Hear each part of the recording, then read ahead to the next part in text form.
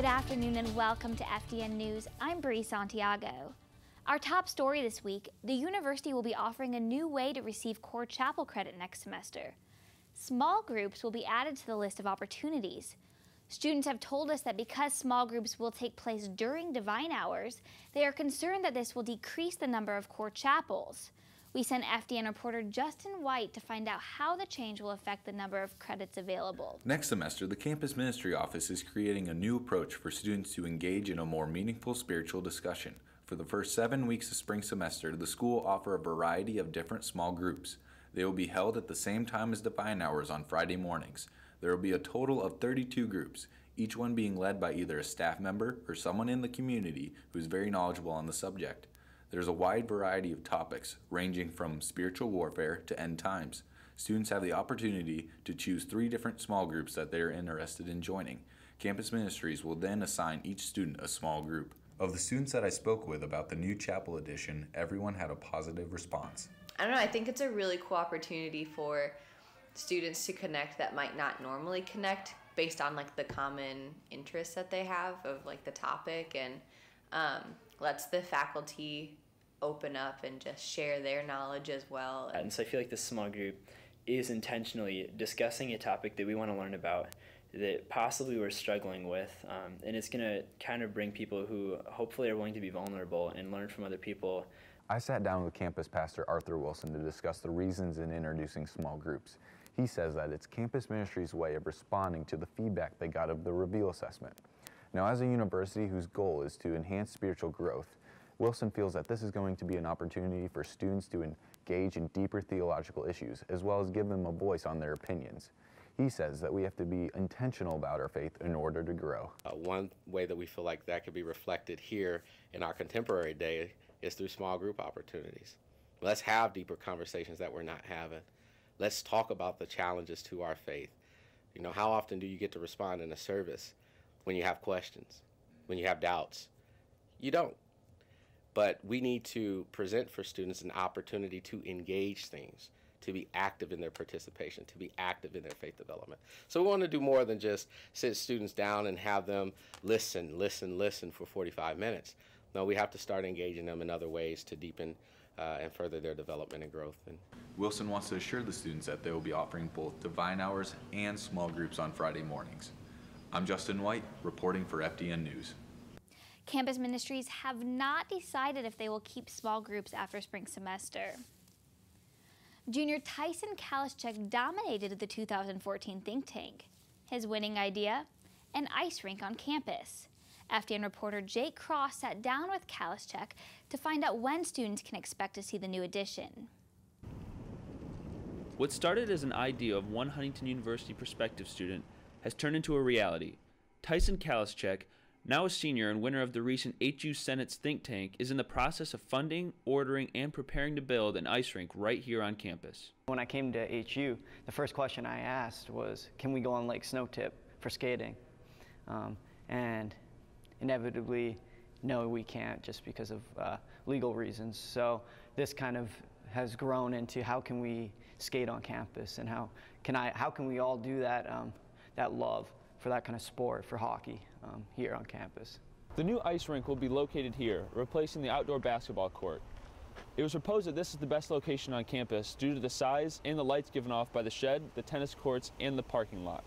That way students will be able to ice skate at any time of the day or night. An ice rink does not come cheap though. Kalischek estimated the total price being somewhere between $3,500 and $4,500, but will be something HU students will be able to use for many years.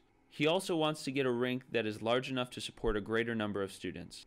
The process of getting it here has already begun.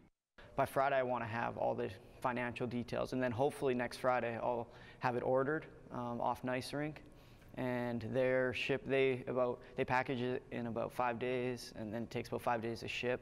So between 10 and 15 days, we'll have it on campus. Then before finals, maybe that week, I'll begin setting it up with different people, anyone that's willing to help. If all goes according to plan and the temperature gets as cold as it's supposed to, Huntington University will have a new ice rink by this J-term. From FDN News, I'm Jake Cross. The university says that the rink will be free of charge, but students will have to bring their own skates. This Friday, Huntington University will co-host the Teddy Bear Toss Forrester fundraiser at the Fort Wayne's Komets game to help raise money for the Forrester Fund. When you purchase a ticket to the Komets game on Friday night, the money will go directly into the Forrester Fund. Ticket holders are encouraged to bring a teddy bear to the game. When the Komets score their first goal, the crowd will be asked to throw all of their teddy bears onto the ice. The bears will be collected and then given to Good Bears of the World, an organization who donates stuffed animals to children in need. The Disorderly Bear Den, I really liked their mission and what they do. I really like the service and volunteering aspect of it, so I feel like this event really just encompassed a lot of areas of my interests. The only thing that is, well, encouraged is to bring a teddy bear, but that's all you would need to do. Buy a ticket and bring a teddy bear and watch hockey. The game is at 6 on Friday night. You can purchase a ticket to the game from any of the frontline Foresters. The first 200 students to buy a ticket will only have to pay $3. As the end of the semester approaches, students find themselves busier than ever. But for those involved with theater, finals week will feel like a break. FDN followed Singing in the Rain actor Sam Jones to experience a day in the life of an HU theater student. For 8 weeks, HUTC students participate in 4-hour practices 5 to 6 days a week. The performers never know what time they will have practice until the director calls them the day of rehearsal. The week of performance is when things really get crazy. Students will spend up to 15 hours in a single day preparing for a show. When things are seamless, flawless, people are coming up to you and saying, that was magical, that was beautiful, I've never seen anything like that. You know, professional theaters I've been to and haven't done things that well, you know, which, I mean, maybe that's a stretch sometimes, but when you hear that, you think back to, you know, the 6 to 8 weeks that you've been rehearsing and you've been doing things, and you're like, all right, it's not so bad. Jones says that every minute is worth it. Huntington has experienced an abrupt temperature change this week. FDN spoke with several students to find out their opinions regarding the new winter weather on this week's Man on the Street. I think it's pretty great. Love seeing all the snow on the ground and blowing around in the air. Some beautiful weather out there we're having. Well, it's really cold. I'm honestly not used to it coming from California, but it's manageable. Just have to layer up, so I guess it's good-ish. It takes a while to get outside your dormitory, though, to go to classes. It is really cold outside, and it's upsetting because I know it's only going to get colder. It's been kind of windy and cold lately, but I actually kind of like it. The snow is beautiful, makes the scenery awesome, and the past couple days we've actually had blue sky and sun, so it just made it that much more beautiful. It's confusing. I don't know why there's snow everywhere. For a person who's not lived in a country where there's snow, it's really distressing. When it's cold, it usually doesn't start falling from the sky. I hate the cold, but at the same time, I love the snow because I'm from the East Coast, and everyone should remember that God made the snow, and it's a beautiful thing. If you're looking for something to warm you up, head to Johnson's Java for a 25% student discount with your school ID.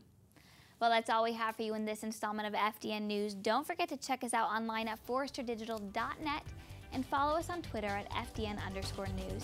As always, thank you for joining us. Stay warm this weekend and have a great Thanksgiving. We will see you next time.